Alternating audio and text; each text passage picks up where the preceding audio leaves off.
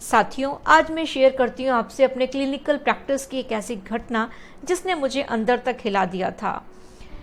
एक बार एक अधेड़ उम्र के दंपति आए और बहुत बुरी तरह से रो रहे थे, गिड़गिड़ा रहे थे कि डॉक्टर साहब मेरे इकलौते बच्चे को बचा लीजिए। मैंने कहा भाई चुप हो जाओ और बताओ हुआ क्या है कि डॉक्टर साहब इतना लंबी उम्र के बाद हमें ये बच्चा हुआ और देखिए ये तो इतना स्वस्थ था बच्चा, कभी इसको बुखार नहीं हुआ, कभी इसको जुकाम तक नहीं हुआ और देखिए इसकी अचानक से किडनी फेल हो गई।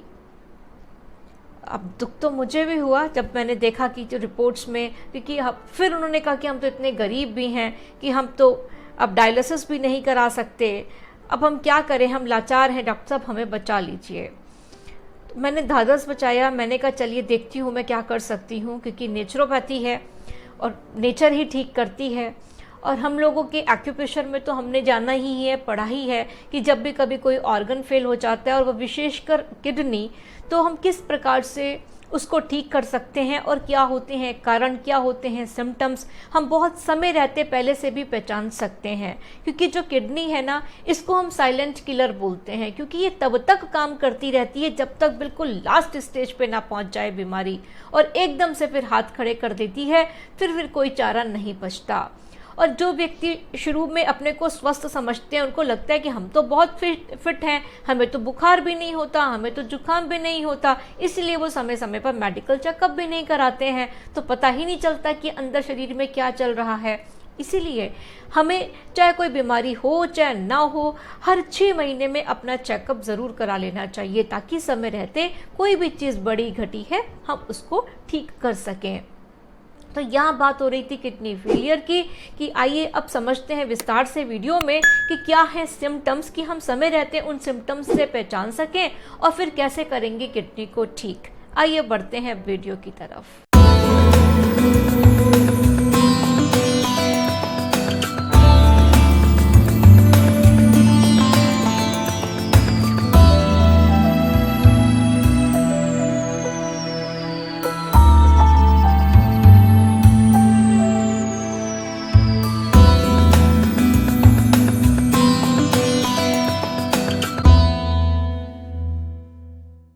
नमस्कार साथियों, मैं हूं आपकी अपनी डॉक्टर ऋचा वार्ष्णेय, संभव नेचर केयर हॉस्पिटल लखनऊ से स्वागत करती हूं आप सभी का घर बैठे चिकित्सा कार्यक्रम में। साथियों, शुरुआती लक्षण तो इतने कॉमन हैं कि व्यक्ति सोच भी नहीं सकता कि ये उसकी किडनी प्रभावित होगी। जैसे शरीर में खुजली का होना, जब भी ब्लड में क्रेटिनिन का लेवल हाई हो जाता है तो व्यक्ति को खुजली शुरू हो जाती है, और ऐसी खुजली, कहीं पर भी खुजली बिना किसी कारण के, खुजा के व्यक्ति परेशान है और समझ में नहीं आता कि कारण क्या है। दूसरा, पैरों में सूजन, जब भी कभी किडनी ठीक से काम नहीं करती है तो पैरों में सूजन, रुकावट हो जाती है, रिटेंशन ऑफ वाटर हो जाता है, ये भी एक सिम्टम है खराब किडनी का। इसके अलावा भूख में कमी, जब शरीर में टॉक्सिन्स ही हो जाएंगे तो व्यक्ति का शरीर हर समय ऐसा लगेगा पेट भरा भरा सा, और उसको भूख उसकी खत्म हो जाएगी। इसके अलावा कमजोरी, बहुत ज़्यादा कमज़ोरी महसूस कर सकता है, वजन उसका अचानक से कम होना शुरू हो सकता है। ऐसी छोटी छोटी चीज़ें हैं साथियों, जो कि स्टार्टिंग में यदि हम कंट्रोल कर लें तो बहुत इजी होता है किडनी को ठीक कर लेना, लेकिन लापरवाही की वजह से कि कभी सूजन थी कभी नहीं थी, यूरिन में भी कभी कभी ऐसा लगेगा बहुत बार यूरिन हो रहा है, या कभी यूरिन पास करने में दर्द हो रही है, जलन हो रही है, ब्लड आ रहा है, या कभी बहुत ही कम मात्रा में यूरिन हो रहा है। तो ये छोटी छोटी चीज़ें हैं कि जिसे इग्नोर नहीं करना चाहिए। ये शुरुआती लक्षण है, यूरिन में झाग का आना, यूरिन करते समय दर्द होना, ये छोटी छोटी बातें हैं। साथियों, अब बात करते हैं ट्रीटमेंट की, कि अब किसी को भी किडनी में कुछ भी प्रॉब्लम हो, किडनी फेलियर तक में, क्योंकि किडनी यिन डेफिशिएंसी, किडनी की जो शेप है वो श्रिंक कर रही है, ये काम करना बिल्कुल बंद कर दिया, ऐसे में हम यूज़ करेंगे इन प्रेशर पॉइंट्स को, जो कि बहुत ही कारगर हैं। आप घर पे रहकर इन पॉइंट्स को स्टिमुलेट कर सकते हैं। आइए बढ़ते हैं एक्यूप्रेशर पॉइंट्स की तरफ। आइए साथियों, पहले जानते हैं कि ट्रीटमेंट के लिए हमें किन किन चीज़ों की आवश्यकता होगी। हमें ज़रूरत होगी पेपर टेप की और टोनिफिकेशन सडेशन मैग्नेट्स की। टोनिफिकेशन सडेशन मैग्नेट्स बहुत छोटे छोटे से होते हैं, ये एक तरफ से येलो कलर के, दूसरी तरफ से ये वाइट कलर के होते हैं। आइए अब निगाह डालते हैं उन खास प्रेशर पॉइंट्स पर जो कि निकाल बाहर करेंगे ब्लड यूरिया को। जो ब्लड में यूरिया इतना ज़्यादा बढ़ गया है या जो क्रेटिनिन का लेवल इतना हाई हो गया है। एक्चुअली साथियों, ये तो आप जब भी कभी पैथोलॉजी टेस्ट कराएं वहां पर भी रिपोर्ट में आ जाए कि क्रेटिनिन बढ़ा हुआ या ब्लड यूरिया बढ़ा हुआ, तब भी आप इन पॉइंट्स को करेंगे। किडनी फेलियर में तो बहुत सारी स्टेजेस होती हैं कि स्टेज 1 में हमें दूसरे पॉइंट्स को लगाना होता है, स्टेज 2 में दूसरे पॉइंट्स, 3 में दूसरे, last stage of kidney failure में हमें और पॉइंट्स को सेलेक्ट करना होता है। वो थोड़ा टेक्निकल चीज़ें हैं, लेकिन इन जनरल जब आप स्टिमुलेट करेंगे इन पॉइंट्स को तो जो भी आपका ब्लड यूरिया बढ़ा हुआ था या क्रेटिनिन लेवल बढ़ा हुआ था वो धीरे धीरे कम होना शुरू हो जाएगा। तो ये पॉइंट्स हमारे हाथों में हैं। आएंगे इंडेक्स फिंगर में अपर जॉइंट से स्लाइटली नीचे टुवर्ड्स थंब ये पॉइंट है। इस पॉइंट का नाम है LU7। मिडिल फिंगर में देखिए अपर फैलिंग्स में एक तो बिल्कुल किनारे टुवर्ड्स स्मॉल फिंगर, इस पॉइंट का नाम है K1 किडनी 1। एक साथियों अपर जॉइंट में ये एक्चुअली ना तो मिड लाइन में है ना किनारे वाली लाइन में, किनारे और मिड लाइन के बीच में है ये पॉइंट, नाम है इसका K6 किडनी 6। अब आएंगे अपर जॉइंट और मिडिल जॉइंट के लगभग बीचों बीच किनारे टुवर्ड्स स्मॉल फिंगर, पॉइंट का नाम है K9। और यदि हम मिडिल फिंगर रिंग फिंगर के बीच में सीधी लाइन खींचते हैं तो ये पॉइंट हमारा आ रहा है CV4 इस जगह पर।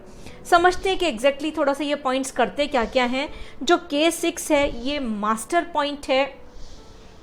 हमारी जो एक्स्ट्रा ऑर्डिनरी वेसल्स है ना, 8 एक्स्ट्रा ऑर्डिनरी वेसल, उसमें से एक वेसल है यिन हील वेसल, इसका ये मास्टर पॉइंट है। और LU7 उसी का ये कपल पॉइंट है। K1 क्या है? किडनी का लिम्फ ड्रेनेज पॉइंट है। K9 ये जिक लेफ्ट पॉइंट है। एक और हमारे शरीर में एक्स्ट्राऑर्डिनरी वेसल है जिसका नाम है यिन रेगुलेटिंग वेसल, उसका ये जिक लेफ्ट पॉइंट है। और CV4 ये क्या है? ये मीटिंग पॉइंट है 3 यिन मेरिडियंस का। कौन कौन सी? यहाँ पर इसी जगह पे कंसेप्शन वेसल मेरिडियन के CV4 पर मिलती हैं हमारी लीवर, किडनी और स्प्लीन मेरिडियन। 3 यिन मेरिडियंस यहाँ पर मिलती हैं, मीटिंग पॉइंट है ये। और ये पांचों के पांचों पॉइंट बहुत ज़्यादा कारगर हैं।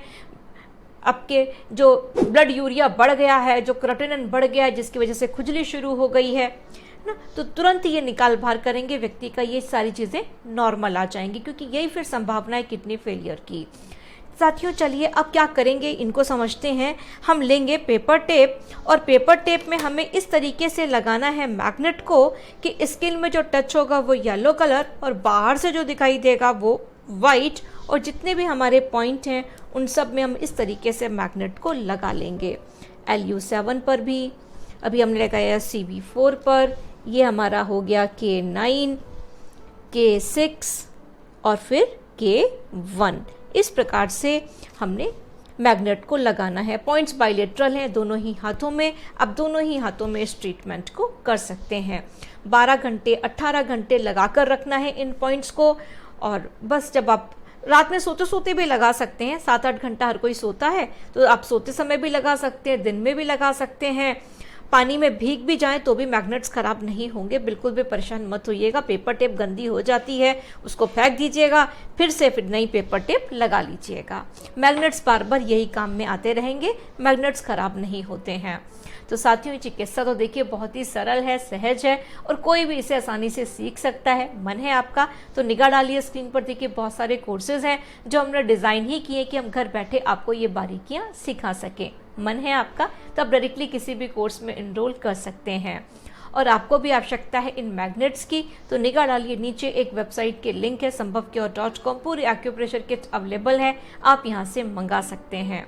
साथियों यदि आप भी ग्रसित हैं बीमारियों से और उपचार चाहते हैं एक्यूप्रेशर थेरेपी से तो आप मुझे नीचे कमेंट्स में भी लिख सकते हैं, नहीं तो वेबसाइट में बुक एन अपॉइंटमेंट का ऑप्शन है, आप अपना अपॉइंटमेंट भी बुक कर सकते हैं, डायरेक्टली मेरे से बात हो जाएगी। आज के लिए बस इतना ही। जनहित में इस वीडियो को अधिक से अधिक शेयर करिएगा ताकि आपकी वजह से बहुत लोगों की हेल्प हो सके। आज के लिए बस इतना ही, मिलती हूँ किसी और वीडियो में किसी और नई बात के साथ, तब तक के लिए मुझे आज्ञा दीजिए। नमस्कार।